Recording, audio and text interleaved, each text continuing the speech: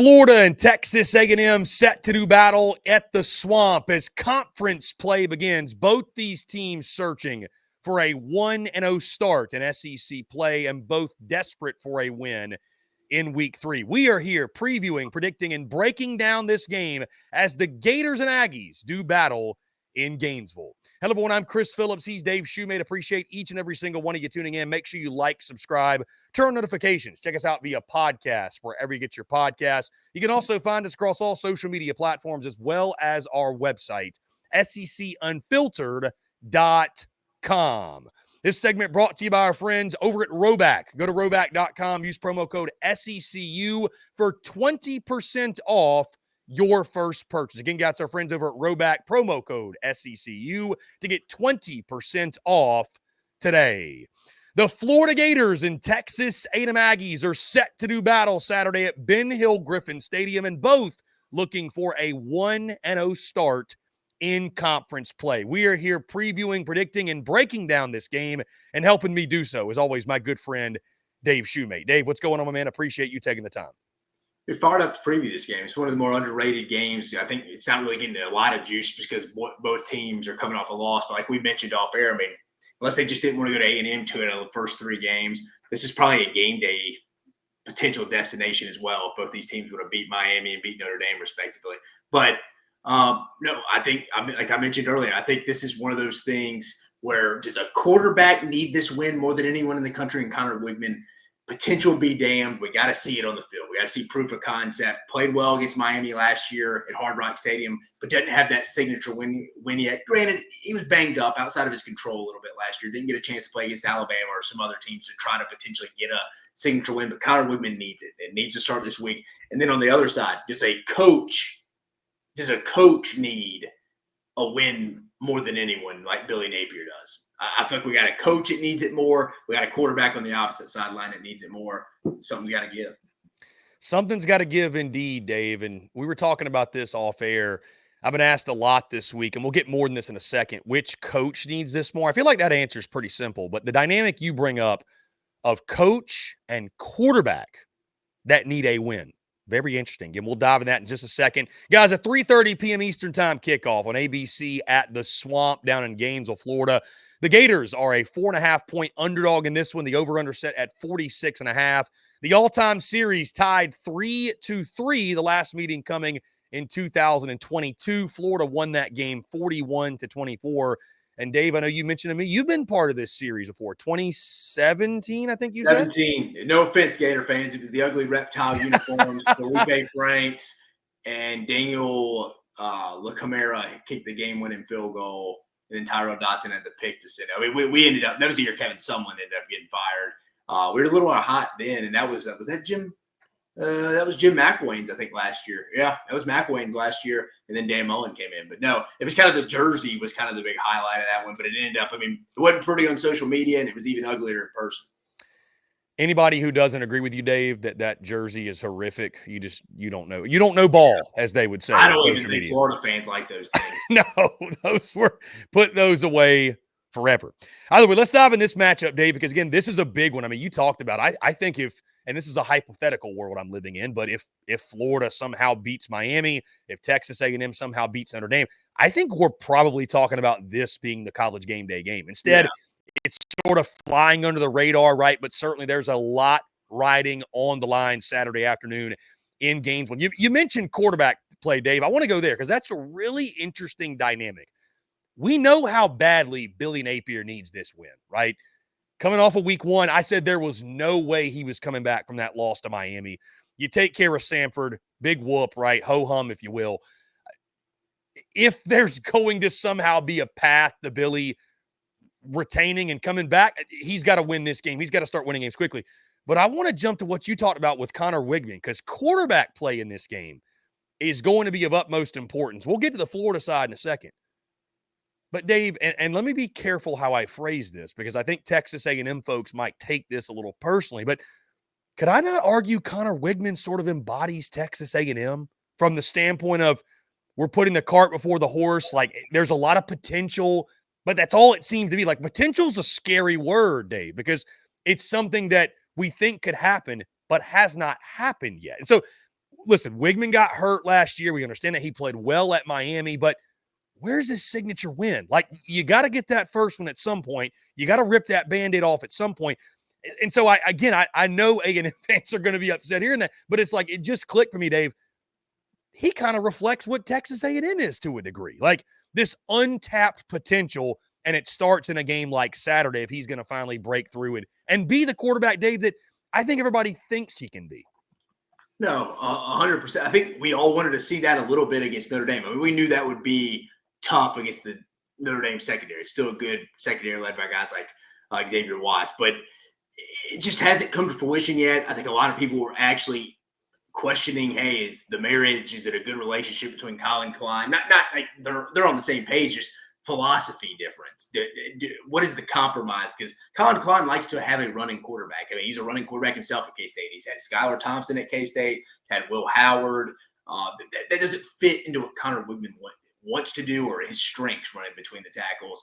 They also got to get the offensive line worked out a little bit too. They can't be in his face this week. But yeah, Connor Wigman, he's on the platform. Also, receivers got to step up, create some separation. They didn't get a lot of separation against Notre Dame. It's really the A&M offense. Hey, ball's in your court this week. From an A&M perspective, we need you to go play well against the Florida defense that's some would feel reeling a little bit. They didn't have a great performance against Miami. Some of that I think was Cam Ward just doing Cam Ward things, much more impressive than I think a lot of people were willing to give him credit for, coming in a big environment like that. But yeah, I mean, I think Connor Wigman is the player that is kind of the spotlight of this game. And I think Billy Napier is obviously the coaching spotlight. Something's got to give here. Somebody's going to be extremely disappointing, like we mentioned with the South Carolina-Kentucky game last week. Someone leaving Kroger Field is going to be really disappointed. I think the same this week. Whoever leaves the Swamp, Ben Hill-Griffin Stadium with that loss, it's going to feel really bad. Yeah, it's going to be painful. It's going to be a gut punch for sure. I mean, again, to start 0-1 in conference play. And like I mentioned, Dave, the question's been presented to me. I don't know if people are just looking for a storyline, but who needs to win more, Billy Napier or Mike Elko? And I get why Mike Elko needs it. You want to start 1-0 in conference play. You don't want to fall to 1-2. But Dave, it's Billy Napier. I mean, there's no question. If you know, because here's the thing, Dave. Here's what's interesting. Florida can still start 4-1. And if they start 4-1, as ugly as Miami was, I would call that a success with the schedule and just, I would call a 4-1 start a success, and it would at least put them in position going into the second half of the season to, you know, you're rolling with confidence. Obviously, at that point, you would have won 4 in a row. You got a chance to get to a bowl game. I know Gators fans tuned in. Probably none of them want to think about the idea of Billy Napier working his way back for the 2025 season. But I mean, Dave, I still think, and you tell me if I'm wrong, I still think even with, I should say, the loss to Miami, if they get to a bowl game, I think he's back next year. Is that? Yeah, I think 60's back. I think he's back. I think he'll. When you factor in the interim president, the AD's not going to make the move because I don't know if Scott Strickland gets a third football hire. So it's kind of the perfect storm from that perspective. You're right, though. I mean, if they win this game, Florida's got a shot to go start 4-1. Like me and you talked about on the Texas Sports Unfiltered show today. 4-1 still realistic, dude. I mean, because they'd probably be favored going into most of the game. Maybe you got Mississippi State, UCF, and am I missing one before the Tennessee game? Yeah, I would have to be. Yeah, I think there is one more, and I don't know why. I'm sure you're going to pull it up. But yeah. Let's talk quarterback position while you get that pulled up, Dave. Yeah. That's for Florida. That's the big question. DJ Lagway against Samford goes 18-25, 456 yards and 3 touchdowns on the day. Billy Napier speaking at his Monday press conference. It sounds like Graham Mertz, and for the Florida folks I talked to, Graham Mertz is going to be coming back, and he is going to be getting the start. DJ Lagway going to be a big part of the game plan. I am fascinated, Dave, to see how this plays out under center for Florida because you know, all the great things Graham Mertz has done there in Gainesville, all the great football he's played, that leash is extremely short because that fan base is looking for a spark. They're looking for something to get excited about. Again, we were there week 1. DJ Lagway gets inserted in the game, and the crowd erupts the moment he checked in. Now, it's Samford.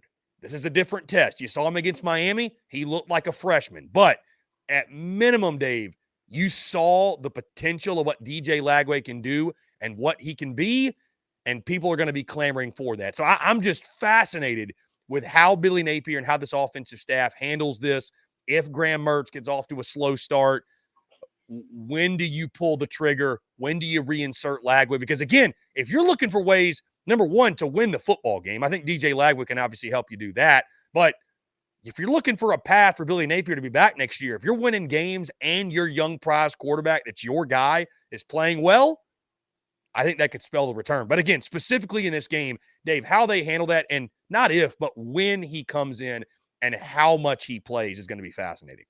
Yeah, to the schedule, I said 4-1, so it'd be Samford, A&M, Mississippi State, UCF. That would get them to 4-1 before Tennessee. But before specifically, how long is the leash? I mean, I think you got to give him 2 to 3 series. If it's not looking good, then I mean, I saw Shane Matthews, former Florida great from Pascagoula, Mississippi, said he's like, that was the best throw I've ever seen in the swamp. I may have misquoted him a little bit, but he said best throw I've seen in the swamp was that ball DJ Lagway threw the other day when he threw for over 400 yards. Again, it was like Nico Iamaleava when he threw that ball against UT Chattanooga 2 weeks ago. That would have been completed against Alabama or Georgia. They're both dropping them into the breadbasket. Yeah, like you said, when do you make the move to DJ Lagway? I think it's if you see struggles in the first 3 to 4 drives. And some of it may not even be Graham Mertz because that right side of that offensive line for Florida and Rob Sell and Billy Napier and all those guys, it's not been good. I mean, they moved Damian George, who played right tackle last year, to inside. Big body dude, doesn't move overall great, shouldn't be on the outside, fits better going against bigger bodies inside, still struggled against Miami. Brendan Crenshaw-Dixon, the guy that brought over from San Diego State, struggled outside against Ruben Bain and the boys 2 weeks ago against Miami. Or do they bring in Rod Kearney potentially, maybe to go play an inside spot? What's that look like? That's what concerns me a little bit with Florida, not necessarily Graham Mertz, is can they protect him enough? Because Graham Mertz hasn't been great vertically. He's going to need time. Mike Elko, Jay Bateman, those guys. Remember, Jay Bateman and Sean Spencer. Jay Bateman, the defensive coordinator, Sean Spencer, defensive line coach, were at Florida the last 2 years. They're very familiar with Florida's offense. Jay Bateman was the inside linebackers coach. Sean Spencer was the defensive line coach. Mike Elko hired both of them. There's going to be some familiarity there. Isn't it Scooby Williams is on Texas A&M? Yeah, was that Florida? There's a couple of and it's funny enough too. I remember talking to Florida fans a couple weeks ago when I was at that Miami game, and they were talking about this A&M game, and they were sort of laughing at the fact that maybe A&M took some of their dirty laundry from defense. That they were maybe there were some guys, Dave, they were glad to see walk that ended up at Texas A&M. So there's definitely some really interesting familiarity in this game. For sure. And those two guys are going to want this game. But, I mean, the A&M front is really good, and that concerns me if I'm Florida. I mean, Nick Scort and Shamar Turner, Shamar Stewart, Cassius Howell is a Bowling Green DPR designated pass rusher. Like, they can cause just as much problems up front as Miami did. And at that point, it may not even be a DJ Lagway problem, because if you bring him in, a true freshman, again, Mike Elko, Jay Bateman, and them would be salivating to probably see him at some point. DJ Lagway will probably make his fair share of his own plays there vertically. But again, you're going to see some stuff, some formations you have never seen before. Because again, A&M knows they need to win this game. That's what really concerns me in my back of the head. I think this game's going to be really close. It's just going to come down, can Florida block, get the protections right, whether that's slide protection or whatever. Can they get that right against an A&M defense? And that's what would concern me about DJ Lagway, getting those protections right. Do we see him if Graham Mertz is struggling? I think it's going to come down to protection more so than the quarterbacks, in my opinion. And can Florida go win one-on-one against another solid A&M secondary? That's my concern a little bit, the overall offense. Similar to Auburn's offense, can they all get on the same page?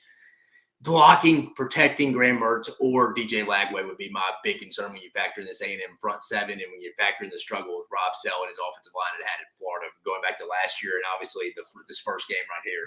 I mean, yeah, Dave, we saw it in week one. And I mean, I'll tell you this, I feel like I've been not skeptical, but as realistic with Texas A&M in this year one under Mike Elko. That defense is nasty. I mean, that defense, I mean, we talked about it all offseason. I felt like I heard it every day.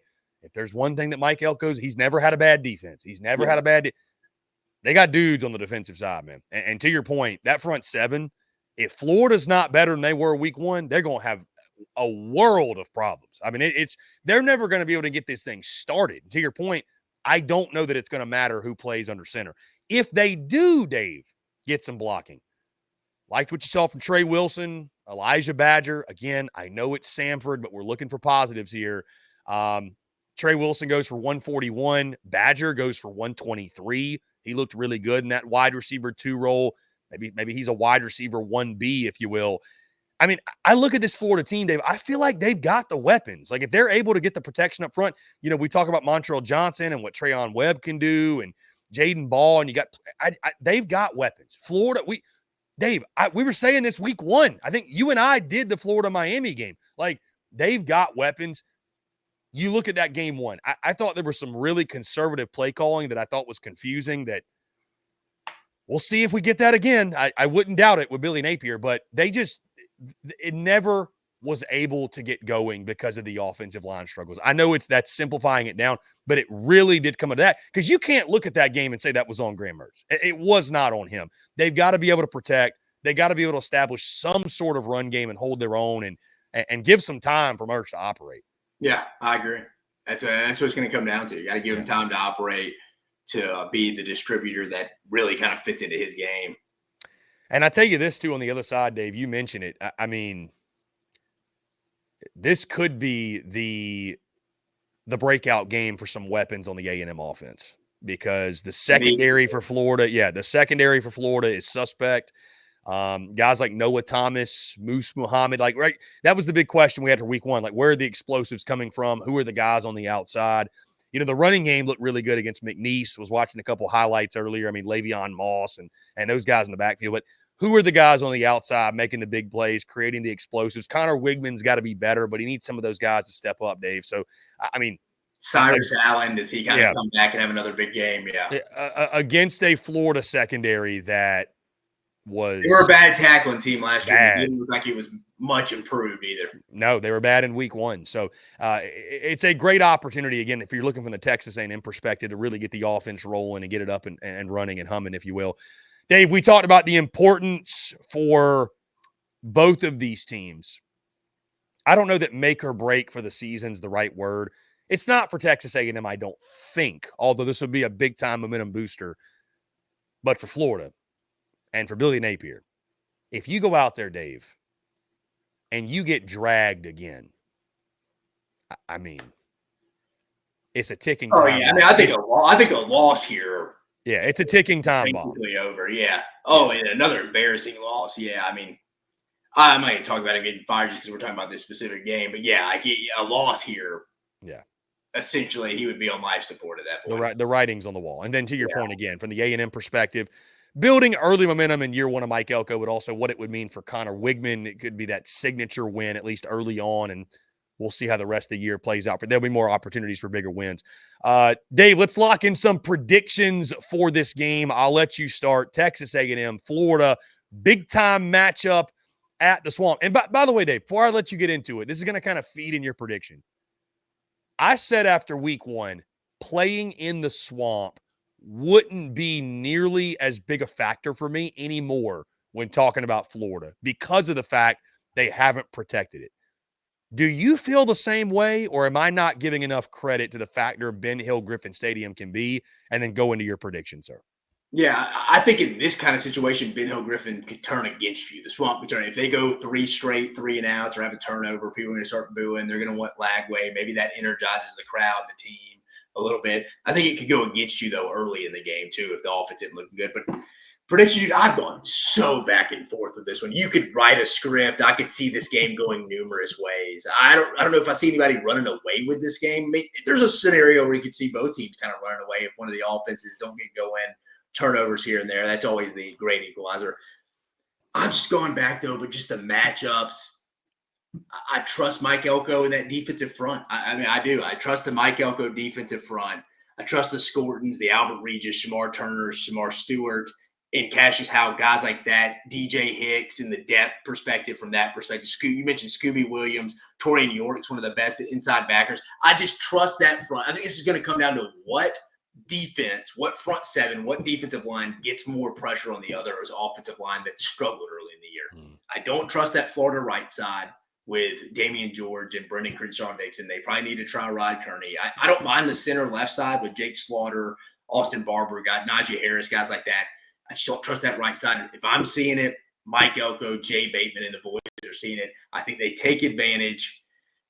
I see A&M somehow, some way getting a 24-20 win. I trust the A&M offensive line giving Connor Wigman more time than I trust the Florida offensive line giving Graham Mertz. And if we see a true freshman, which I think we'll see him at some point in a package, but if it turns into him getting the full-time reps at some point because they're struggling, I just think it's going to be a lot for a very good schemer like Mike Elko to throw at a true freshman to get his offensive line in the right protections consistently for them to go win that game. I hate to say it, but I hate to say it for Florida fans, but give me A&M 24-20. I think it's a close game. I've gone back and forth. You could see it going either way. I'm going to go with the front seven advantage, though. I don't really trust Florida getting a lot of pass rush either. Their interior is fine, but Tyreek Sapp leads them in sacks, but I don't see a lot of consistency. I think A&M's offensive line hangs up a little bit better. Connor Woodman makes a play late. I think A&M leaves Gainesville with a much-needed conference win. They're 1-0 in conference, 2-1 across the board. Billy Napier and the boys are going to feel really bad leaving, and you hate to say it, but the writing will be on the wall for Billy at that point. Dave, what's interesting about this game for me is this is a pair of teams that I've been skeptical on for different reasons. You know, I've year one of Mike Elko, I was one of the very few that picked Notre Dame to win that game in the season opener, and I just kind of said, listen, I'm going to allow A&M to overachieve if they do so, but I'm not going to allow myself to get burned again. Lo and behold, we saw what happened in week one. Funny enough, Dave, in the preseason, which doesn't really matter anymore, but I had Florida beating Miami and then losing this game. Funny enough. You know, skeptical on Florida, especially, I mean, I had them at 5-7, even with a win over Miami, but especially after the Miami loss, what I saw firsthand. And to your point, Florida people were great. Loved Florida people, but we got to call it as it is. And obviously we were very harsh and critical after that game on Billy Napier and the entire program. But I've been skeptical on both of these teams and both these programs heading in the year for different reasons. Here's what I'm not going to do, Dave. And listen, we tend to do this.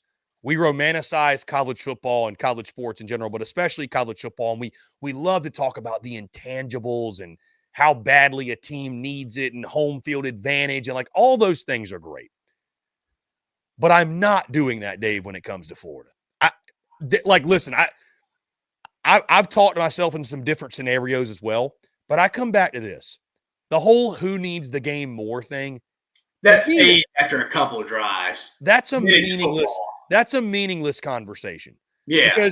Because if you're talking about like who needs it more and sense of urgency, you're telling me there wasn't a sense of urgency in week one and they got shellacked. Yeah. So I don't give a damn about sense of urgency or who needs it more or even Dave home field advantage. And I hate to say that. The home field advantage could go against them quickly. It can go against you. I mean, this could be, Dave, I'm sure you recall, this could be a Felipe Franks back in 2018 hushing his own crowd. I mean, we could see that, God forbid. You know, I think Texas A&M offensively has got their own issues. I do. You know, the offensive line, like you mentioned, wasn't great in week one. Connor Wigman was abysmal. They got to have some guys step up on the outside. I do like the running game, but they got to have some weapons step out. Where are the explosive plays coming from? To your point, the matchup that really, and, you know, it scared me in week one, Miami's front seven against Florida's offensive line, and I didn't pay it enough mind and give it enough attention. I'm not making that mistake again. Yeah. I can't look at Florida's offensive line and trust that group. Now, can DJ Lagway come in and be the spark? I don't know, maybe, but he still can't block for himself. That's the problem. He can't block for himself. Granted, it's crazy what can happen when you get a young guy in like that. The team rallies around him. They play better. I don't know. Weird things can happen. But from a personnel standpoint, Texas A&M's front seven, the whole intangibles of Florida needs it, Billy Napier, this, to your point, the swamp can work against you. If things start going bad early and Florida gets behind the 8 ball, that fan base can turn, man. And I mean, I don't, you know, they're fed up. They're sick and tired. They're sick and tired of being sick and tired. It can get ugly really fast. I trust that Texas A&M, if one of these two is going to take advantage of the opportunity and get right, I think it'll be A&M taking advantage of the Florida defense. They're going to hit some explosives. Connor Wigman is going to get that signature win. He's going to play much, much better than he did in week one. I just don't trust that all of a sudden Florida is going to flip a switch and turn it around and, we'll see how Graham Mertz is coming off the concussion and everything. And just because they need it. Yeah. Just because they need it. That's just not good enough for me. And until I see the Swamp be a big-time atmosphere again, I'm not going to sit here and say, well, give them a couple points for the home field advantage. It just means nothing to me right now. So I've got Texas A&M, Dave, and I've got Texas A&M winning this game by double digits. Give me A&M 31, Florida 17. And to your point, writing on the wall, I mean, you had something to feel good about after you beat Samford like a drum, but that was Samford, and I just things I think are going to snowball. I really do. I don't trust Billy Napier in this situation. I just flat out don't. And like you said, Mike Elko's team will come in. They'll be disciplined. They'll be ready to go. I trust that defense. They will smother Florida. I don't think the DJ Lagway factor is really going to matter. I think the front seven for A&M dominates, and they get the big 31-17 win. Yeah, no, I agree. I just got to go. I'm a personnel guy at heart. That's the personnel matchup with the biggest advantage. That I just don't see the right side of the offensive line getting fixed. And I love Rod Kearney. He's a young cat. We recruited him.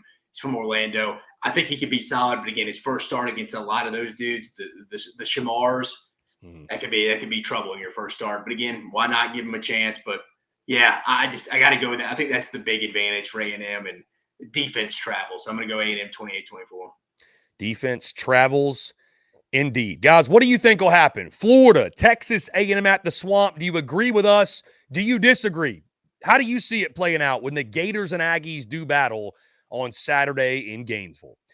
Guys, it's going to do all for us. Appreciate each and every single one of you tuning in. Make sure you like, subscribe, turn notifications. Check us out via podcast, wherever you get your podcasts. You can also find us across all social media platforms as well as our website, SECUnfiltered.com.